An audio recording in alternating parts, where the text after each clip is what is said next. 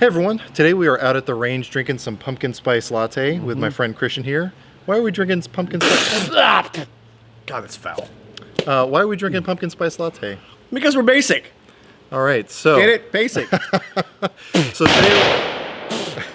today we're going to be doing a review of the Rock Island Armory 1911 A1 MS model, which is as basic 1911s get. We're going to take a minute here and show you some of the specifics on it, but we figured that'd be an adequate introduction to this video. Do you drink pumpkin spice lattes normally? No, I'm a male. Yeah, okay. I've never had the opportunity for one to grace my lips either, but anyway. All right, so I brought on Christian specifically because A, you're a 1911 guy, would you say? I'm old. Okay. So that goes hand in hand, I'm Sure, yeah. And the other part is you own a Rock Island 1911. I do, right? and have for 7 years. 6 years. 6 years. Do you have an approximate round count through it?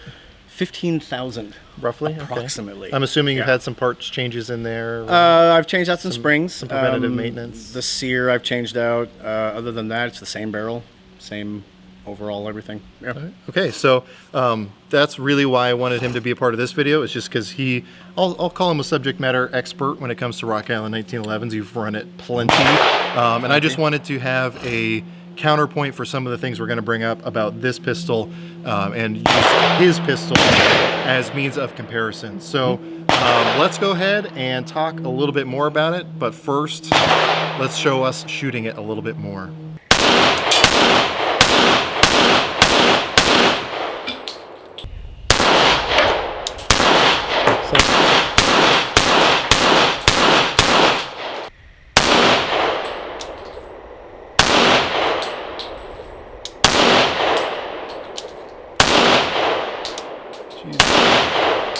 Jesus.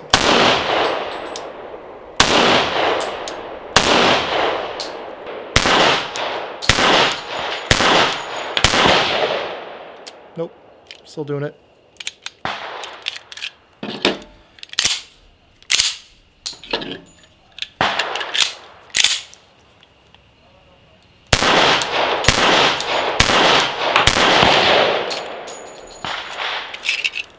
So again, this is the Rock Island 1911 A1 MS model, as you may be able to read there. If not, I'll roll in a close-up picture.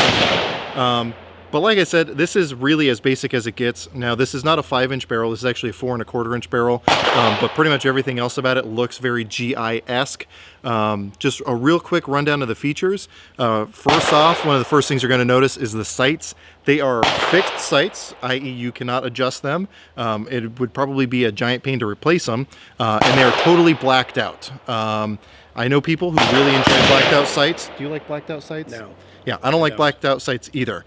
They may be good for competition stuff and bright daylight, but as soon as it starts getting dark, and God forbid it is dark outside, good luck getting a sight picture. But that said, if you're at the range, no big deal, but let's face it, if you have a gun, you should probably have the capacity to be able to fight with it, which would be hard with these sights.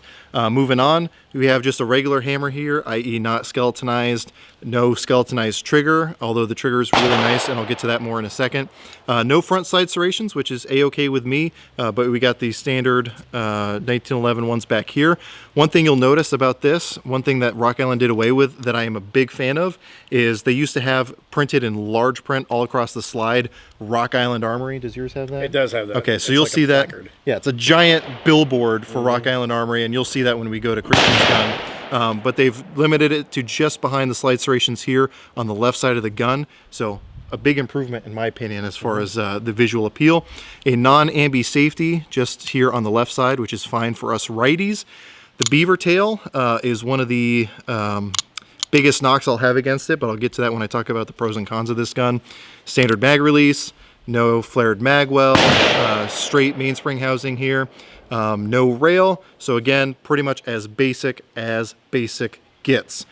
Hopefully at some point I had some stats about this gun, and probably covering up Christian's face here, unfortunately. I don't want you to have sensory overload of his handsome face, but nonetheless. So now that I've kind of given you a brief overview, again, just as basic gets.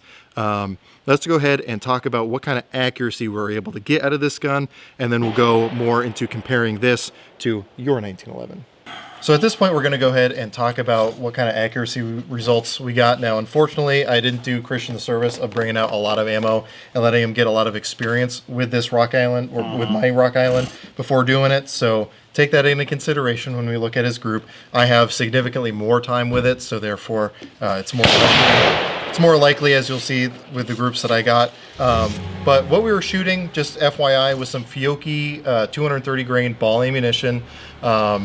So far, well, I'll talk about it more later, but basically that's just the most accurate and consistent feeding load that I've been able to get with this gun. So that's what I used. And also just FYI, even though Fiocchi has supplied me with ammunition in the past, full disclosure, I did pay full retail price for this ammunition here locally, which actually was pretty nice. Locally, I was able to get it for about 18 bucks a box. But anyway, all that said, so we got the first group here in the center that was Christian. So you want to talk about what your thought? And again, these were literally his first shots out of the gun. I can throw out a bunch of excuses. I haven't had a lot of trigger time in the last few months and things like that, but I got a pretty good grouping for a gun I haven't shot. I'm not too terribly upset with it. My first grouping is kind of this little nice little L shape, and then the rest just kind of tiled into that nice little big fat hole right there. I was comfortable with it. I mean, as far as the 45 goes, you're not shooting long distance and you're not trying to, put everything in one single hole, but it worked out really well. I'm happy with it for the most part. And so that was a 10-shot group, two 5-round magazines. Then I went ahead, took my turn. We were shooting at about 5 yards-ish, 5-7 yards, somewhere in there. Should have pulled out my rangefinder. Yep. But anyway, my groups were here. This was my first group. 5 shots, looks like about 1.5 inches. This second group here is closer to probably maybe 1.25 inches, maybe right around 1 inch for 5 shots. Just all of a sudden started raining out of nowhere, so I'm sure you guys can hear that. It's going to sound wonderful. Yeah, it's going to be great. That mixed with shooting back there and the car running over here. Anyway, so I'll try to talk over it. I would say that this gun is more accurate than I am. I feel comfortable in saying that.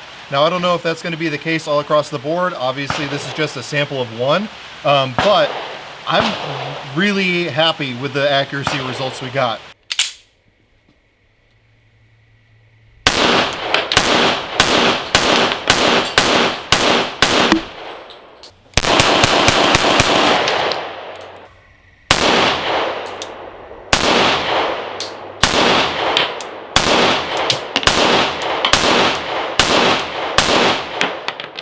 Okay, so what we're looking at today is the newest in the Rock Island line, the very, very basic, as we already established, 1911. We're going to compare and contrast that to my personal carry weapon, which is the 2011 tactical version. There's going to be a lot of differences in the tactical version as the basic version. Well, let's look at the basic version first.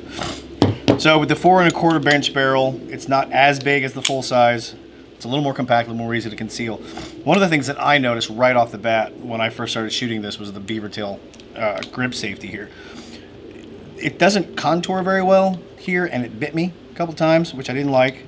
That doesn't feel good shooting. On the tactical version of mine, what it came with from the factory was this nice high-rise beaver tail all the way up. It contours in, and there's no bite whatsoever. It's very comfortable to shoot. Looking at the sights of the other one, as Ryan mentioned previously, they're blacked out. They're very basic. This is about as basic a sight as you can get, as opposed to drawing little arrows on top saying shoot this way. On the tactical version, they're more target style, but they are also blacked out on the back and the front. So again, at night, you don't have sights. So this is really not a nighttime carry piece. They're a little better because you can see them just a little bit better, being a little bit larger, but again, they're black. So as we go along, we're looking at some of the major differences between the tactical version and the basic version. The tactical version has an ambidextrous safety with extended little tabs, so you can hit that a little bit easier. This one just has your basic thumb safety on the one side, not ambidextrous. The grips on mine I replaced because the ones that it came with were these crappy wood ones, which I didn't like. So I replaced them with a G10, and I added the mainspring housing with the magwell on there because there's no flared magwell on the basic version. It helps with the faster reloads and gives me a little bit longer grip because I have fat hands. The trigger is skeletonized and it's not on the basic model. The differences in the trigger that I felt as I was shooting this one, this is a very crisp trigger, but it also feels very rough. You can feel it move against the metal as you're pulling the trigger. So there's I don't want to say play so much as it's just grit, as if it were dirty or something, but it's not. I also had my trigger polished, but out of the factory I can remember long ago that it was pretty crisp, but still had that same kind of metallic on metallic feeling, that grindy, bumpy feeling. So I had mine polished probably 3 days after I bought it. This one comes with the full length rail, which is nice because it puts a little more weight out toward the front, makes it a little bit more controllable for your follow-up shots. So when I bought this model, I bought it back in 2011. This is the 2011 tactical model. This came out on the anniversary, obviously, of the 1911. And I paid $475 for it, right out of the box. Probably put another 150 bucks into it with all the little things, but that was it, $475, as opposed to the $410 basic model. So they haven't really gone up in price, but to get this to look like that, you're going to add a couple of $100, so that jacks your price up from there, maybe more. The hammer is just your basic, simple hammer, as opposed to this nice skeletonized hammer. See, pretty. It's got a little hole in it in case you want to, just hang it from your Christmas tree. I don't recommend that if you have children. So when I bought this, I knew pretty much what I wanted. I wanted something tactical. I wanted some of the bells and whistles that a lot of the custom 1911s were coming out with at the time. At this point in time, Kimber was brand new, and they were making their super custom, cheap as hell, pistol. So I basically got this. If I were to buy another 1911, I don't think I would want to buy one that has all the bells and whistles on it, because the aftermarket accessories for the 1911s have come a long way since I first bought this one. I would probably buy the basic, and before I even shot the silly thing, I'd probably remove half the gear on it and replace it with those. I would replace the hammer, I would replace the beaver tail, I would replace the thumb safety, I would probably get the extended slide lock. I'd replace the grips because these are hideous. They're just, no. They don't match up with the mag release. It doesn't go in the little slot thing well. They're just not pretty. I like pretty things. When I want to shoot somebody in the face, I want to shoot them something pretty because I feel like it's respectful for the person I'm shooting. One thing you cannot change, though, if I could add real quick, is if your gun doesn't come with the rail, like this tactical model here, that's not exactly something you can really easily swap out. So. Unless you're a really good welder. Like a really good welder. I want to see that, actually. I'd be impressed. I know some welders. If any of you out there have done that with your 1911s, I want to see it. So at this point, let's go ahead and wrap up our thoughts and talk about my overall experience with this basic MS model here. Hands up, don't shoot. Oh, God. So before we wrap up our thoughts about this Rock Island 1911, I want to give you a brief overview of my experience with this thing. I paid, again, full retail price for it at my local shop, Gun Pro here in Springfield, Oregon, and out the door, $410. Now, my intention with buying this one is I want to start reviewing more 1911s on the channel, and I really wanted to start with what is essentially the cheapest gun that I knew wasn't going to blow up in my hands. There are cheaper 1911s out there, but not ones I think I would be willing to shoot for any extended period of time. So I picked this one up. Again, just to kind of set a baseline for the absolute cheapest 1911 that I've heard in the past will run, and I've even seen run in the past. The first time I took it out, I put 200, I'm going to have to recall off the top, go back and look at the footage before, but I believe it was 235 rounds exactly through it. And in that time, I had 16 double feeds. The range is going to The range is going to close in 10 minutes, so hopefully that'll stop that noise behind us. But I had 16 double feeds and several magazine issues where the magazine would get stuck and I would have to literally rip it out of the gun, or it wouldn't drop free, or it wouldn't lock open. And that happened across several different rounds. The worst of which was the ACT mag that came with the gun. Now, I am of the opinion that anything that is shipped from the factory with a gun should be good to go right out of the box. That's just my opinion. I know I caught a lot of flack for saying that the rings and mounts suck on the Savage Axis, but Savage decided to put those on at the factory, and if they're going to be out of spec to the point where I physically can't mount it to the gun, that's a problem. That's a problem in my mind, and not acceptable. So I would expect that the gun the magazine that ships with the gun should work, and that was simply not the case. And I've looked online, seems to be all across the board, people have issues with those mags. Now, I tried several different magazines. I finally settled on a brand new Chip McCormick mag and a brand new Wilson Combat mag, and so far those have run almost 100%. I've still had some malfunctions with those, but significantly better and more reliable with those, which is to be expected with, you know, a little bit more of a high-end magazine. But nonetheless, I had 16 double feeds and 235 rounds. That was totally unacceptable to me. And so I got in contact with Rock Island, and to their credit, exceptional customer service. They were extremely friendly and were very motivated to help me out and get the problem solved. So I sent the pistol off to their facility here in the US. Their gunsmith looked at it, replaced a couple parts, tuned up some parts, and then sent it back to me. And since then, it has run significantly better. Still not 100%. I've still had some issues with magazines, and I've had 1 or 2 failures to feed, or excuse me, failures to extract, which lead to the feeds. I have another video that I'll have linked below that shows all those first initial malfunctions, just so you can see it in context as it happens, and you can see my less than pleased reaction to it happening, as you would imagine. So that's just kind of the background of where we were prior to coming out with this thing today. Again, you can decide for yourself whether that's acceptable or not. And actually, really quick, let me grab something that actually made it a little bit more disappointing that the gun did not work in the box. When I opened up the box from Rock Island, it had this little stamp in it. Inspection certificate, which tells me that this was inspected for quality assurance. It has some spent casings in it, so I'm sure it was fired. Now, I don't know what their test firing protocol is at Rock Island. I'm assuming that it's maybe just literally these 2 rounds. And to be honest, I wouldn't necessarily blame them if that was the case. It does start upping the cost significantly when every pistol that goes out has to have 15 to 20 rounds through it. That adds up really quick when you're pumping out guns. But to have a gun be QA inspected and still be running terrible out of the box was pretty frustrating.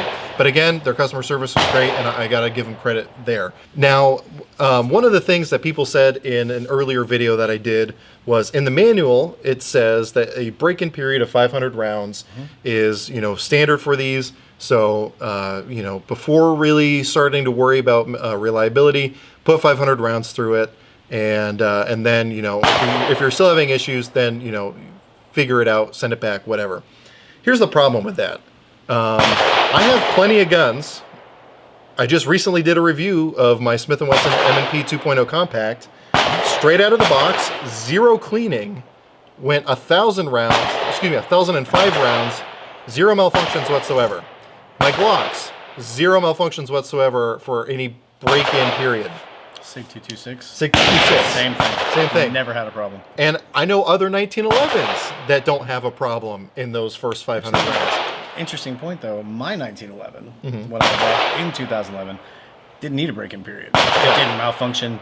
It didn't start malfunctioning until probably 5,000 rounds in, and that was just I needed to replace some springs because I shot the crap out of it. Right. Yeah. So out of the box, then it was awesome. And again, this is an example of one. I'm not saying that this is across the board an issue for Rock Island Armory.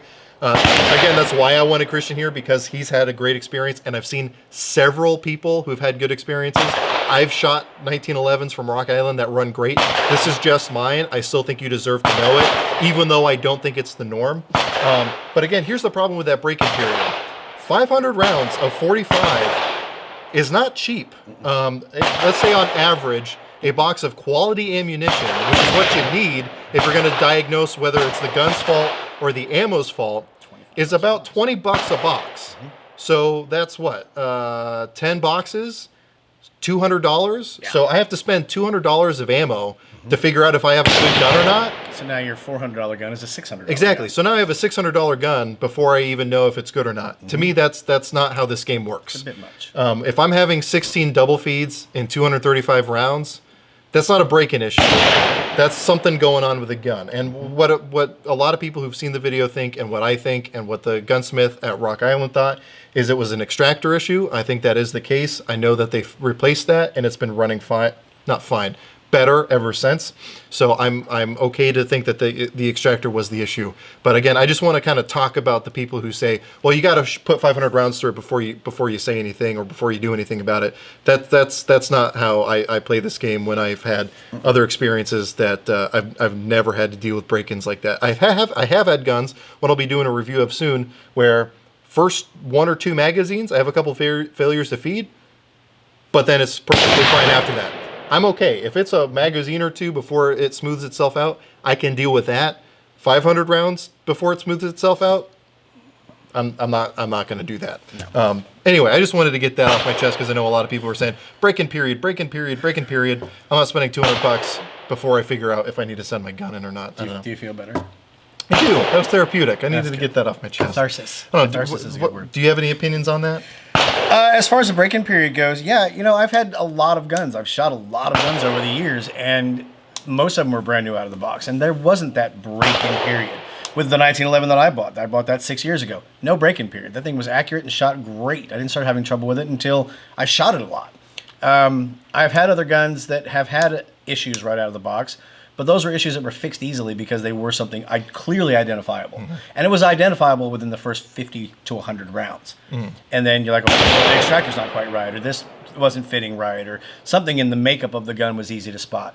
When you've got to spend $200 to break in a $400 gun, you can spend that extra $200 on an $800 gun and not have that break-in period. Right, exactly. But again, this is an example of one I legitimately think I just got a lemon. I don't think this applies across the board to Rock Island 1911s, with his tactical model being an excellent example of that. And again, other ones that I've had. I had people comment in that original video saying that they have an MS model also that's been running perfectly for them. So again, I think I got a lemon. I do not think it is the norm. Mm-hmm. So that said, I want to talk about some of the things that we like. Actually, let's start with things we don't like, and then we'll finish with things we like. Okay. So why don't you run through some of the things that you don't like about this specific model? All right. The biggest thing that I don't like about this specific model is how the grip safety fits. I mean, on the grip safety of mine and most of the other 1911s that I've run, there's a really good contour between the grip safety and the frame. This one, the grip safety sticks down about 1/8 of an inch, and it's a straight edge, perfect 90-degree angle, and it bites into your hand. I got a little blood blister on my. I mean, it hurt. Mm-hmm. It hurt. I know. But it shouldn't hurt to shoot. If I'm going to shoot this gun a lot, I'm not going to shoot this gun a lot, because after the first 5 rounds, I'm already feeling the bite. 10 rounds, it's painful to shoot. It's like trying to shoot a box of razor blades. Mm-hmm. It's not fun. I did not enjoy the really small grip safety, or the thumb safety here. It's a little stiff, and having that extra little lip on it gives you a little bit more leverage to flip that up and get a positive, down on it. If my hands are wet, or if my hands are bloody, or if my hands are greasy for any reason, I'm going to miss that at some point, and that's going to cost me my life, or somebody their life. Other than that, the sights are rudimentary. You can't shoot this at night unless you are just point shooting. If you're just blowing rounds out and hoping to God you hit something, yeah, great. Don't use the sights. In the daytime, they're fine. They're adequate to get decent shape, decent sized groupings, but they need to be better. And yes, you can change it, but because of the way these sights are made and how small they are, you're going to have to get your frame milled to use some of the more modern sights. Anything that's going to have tritium in it, anything that's going to be like Novak sights or the high vis sights, any of those things, you're going to have your frame milled. Again, that's adding money. That's adding money to the cost of what's supposed to be a budget gun. I do not like the grips that they put on here. They're too fat, and they don't cover enough of the frame to really fill the contours of your hands, which is why I had custom grips made for mine. They're more streamlined. They fill the whole thing. It's a good smooth curve from front to back. This just dives out about 1/4 of an inch. You can see 1/4 of an inch from the frame, and that's all in your fingers, and it doesn't feel comfortable to shoot. Other than that, the trigger's pretty decent. The accuracy's pretty decent. The action is crisp and clean. There's almost no wobble between the frame and the slide. The barrel locks up great. I would, I understand it's a $400 gun, give or take. I would like to see a little bit more fit and finish on the barrel. The mill marks in there are still pretty rough. It is a little, but whatever. It's a $400 gun. Other than that, bevel the magwell. That's a good one. Single stack magazines are notoriously hard to seat, get them in there quickly if you don't have a magwell, or at least a beveled magwell. Other than that, it's a pretty decent gun for the price. Mm-hmm. That's the only caveat. For the price, it's a decent gun, but you're gonna want to put $200, $300 into this gun to really get it dialed in and get it running smooth and make it comfortable to shoot. And you don't get little owies that you're going to have to, put salve on or something. Yeah, when I was doing those 235 rounds all in one day, which I should mention at this point, I think with that box that we just put through it, we have about 450 rounds through with it. And normally I like to do more, but I really think that I was able to get everything I needed to know about this gun in those 450 rounds. So for me, I think the word that describes this gun perfectly is unrefined. I wouldn't say it's unfinished. It again, especially now that having gotten it back from Rock Island, it works. It's been mostly reliable. It's surprisingly accurate to me. But there's just these little touches here and there that I think make this maybe one that you should pass on and spend a little bit more money and maybe get a upgraded, quote unquote, 1911s from Rock Island. Again, the biggest thing for me is that beaver tail grip. It's super sharp on those edges, and when I was doing those 235 rounds, I was literally having to just do single-handed, which was good because it encouraged me to do single-handed training, but just because it physically was too painful for me to continue shooting, and I don't like to wear gloves unless I absolutely have to. Now, in a slight departure, I kind of like the safety on here. I do wish it was bigger, but it is very positive. I haven't had issues with it kind of sliding around or being off when I want it to be on or being on when I want it to be off. So that's, take that for what that is. The trigger, like he said, it's a pretty decent trigger. I mean, 1911s inherently have good triggers, but you can still tell that there's a little bit of grittiness in there. If you wanted to take the time and polish it up, I think it would you would have a noticeable improvement in the feel of it. But that said, if you're just looking for a functional gun to take to the range, I think it's more than adequate. Yeah, the grips are not pleasant, but what do you expect for a $400 1911? The sights, I really don't think that these are great sights, but again, what do you expect for a $400 1911? I wish it had an accessory rail, but again, what do you expect for a $400 1911? So really, again, I think unrefined is a good word to describe this, and I don't want it to sound like I'm trying to just totally down Rock Island 1911s. In fact, after I sell this one, I plan on getting an upgraded 1911, probably something more along the lines of this. And if I can take a departure again from one thing Christian said earlier, he was saying if he wanted to buy a 1911, maybe buy a basic one and upgrade it. Me personally, since I don't want to spend the time tinkering with a 1911, especially with someone less experienced with 1911s, it's different for you because you have a ton of experience. You know exactly what you need to do to hand fit parts and all that. Mm-hmm. That's not something I want to take the time to do, and I don't necessarily have the know-how to do it. So I would rather get one like this out of the box. Granted, I know he's changed things on this one also, but Rock Island has models that are very, very similar to that one out of the box, and I think are a big step up. So if you just want a 1911 to be able to fondle one while you're sitting on the couch watching World War II movies, by all means, get this one. If you just want one to take to the range, by all means, get this one. If you want one that you're going to trust your life to, or one that you want to be a little bit more functional and practical, I would say spend a little bit more money and get an upgraded model from Rock Island. It doesn't have to be fully tactical like this one, but they do have more... It does. It really should. But they do have more GI style that have some of the more refined qualities, like a less abrasive beaver tail safety, better sights, etc. Adjustable or replaceable sights, just things like that. Those little small changes really, in my opinion, make it worth it to spend a little bit more. But again, if all you want is a range toy or one to fondle while you're, watching the GIs shooting Jerry's with their 1911s, then by all means, go ahead and pick up one of these. But my personal opinion would be save a little bit more money, spend $500 on a Rock Island 1911, and I think you'll just be a little bit happier and have maybe a little bit more pride in ownership. That's just kind of my take. So anything else you want to say about it? No. Okay, so again, I just want to make it clear, I think I just got a lemon. That's why I had all those issues. Because again, I've heard several stories of people saying that theirs have run great, and I believe them. So don't let this one example totally push you away from Rock Island 1911s in general. I still think they make a good gun because I've shot them myself. But I still think you'd be happier spending a little bit more money. Actually, one more thing that I forgot to mention earlier about people, what some people were saying in the comments. One of the things that a lot of people said was polish the feed ramp, polish the feed ramp, polish the feed ramp. I don't think polishing the feed ramp would fix extraction issues. Nope. But that said, I know a lot of 1911s that do need polishing the feed ramps because of feeding issues. But that said, for the same people who were saying the manual says 500 round break-in, some of those people also then said polish the feed ramp. However, if you read the manual, you're going to void your warranty if you do any sort of your own home gunsmithing like polishing the feed ramp.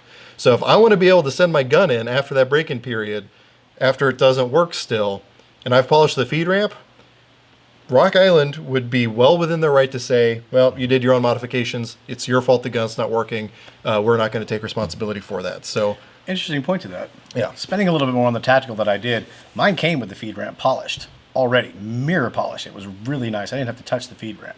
So again, that goes back to what you were saying. Spend just a little bit more, get the upgraded model, and all those little things that everybody says to do it to dial it in are already done. Right. Yeah. It'll just be a little bit more refined, and I really think you'll be happier with your experience if you just spend that little bit of extra money. So if you have any questions, comments, or concerns, go ahead and throw those in the comment section down below. If you have any recommendations for other 1911s you want to see, let me know as well. I'll probably won't be doing any of the double stack 1911s because my little Donald Trump hands can't really get around those too well. Those are a travesty. I don't know. The idea of a double stack 10 millimeter 1911 is Oh my God. pretty impressive. 1911s are supposed to be 45. I know. I've also been thinking about a 9 millimeter. Do some Magnum PI stuff. Oh, it tastes Anyway. like pumpkin spice when you said that. So again, if you have any questions, comments, or concerns, go ahead and throw those down below. If you feel so inclined, you can check out my Patreon page. I post all my videos there early as well as do behind the scenes. So all throughout the process of reviewing this gun, I was giving my patrons range updates, showing them what kind of issues I'm having. And then I'll probably make the earlier video either Patreon exclusive or just kind of unlisted and just have the link below so that people don't take that video out of context. But anyway, with all that said, as always, I hope you're able to get something out of this video, and I really appreciate you watching.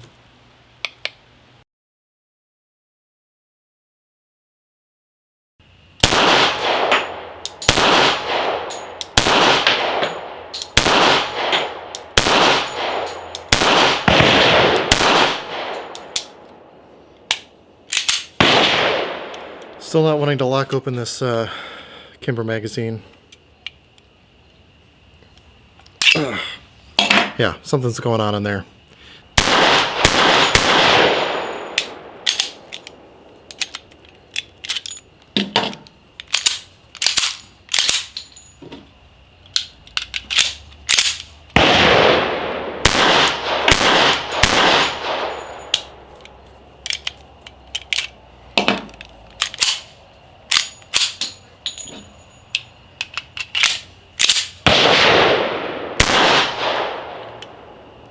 Same thing.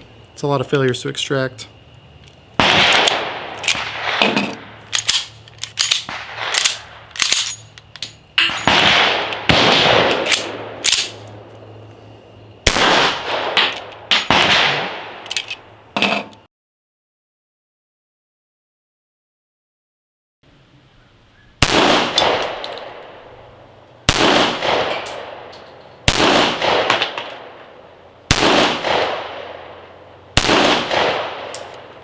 All right. I know you can do better than that.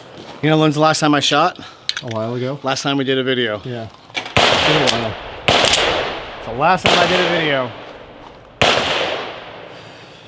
Take your time.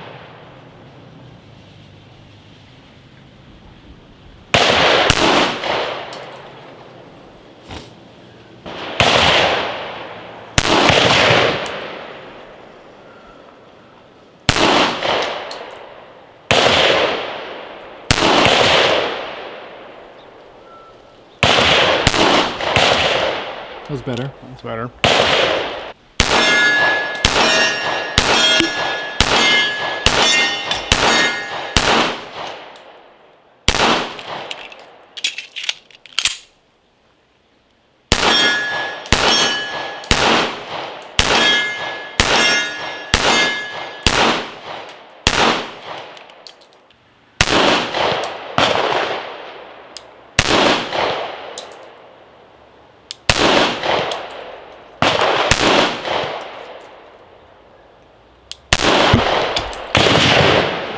happy that all my bullets are in the trigger. Yeah, no, that's a good thing. I appreciate that for sure. Yeah, the last time I pulled the trigger was out here with you. It's been a minute.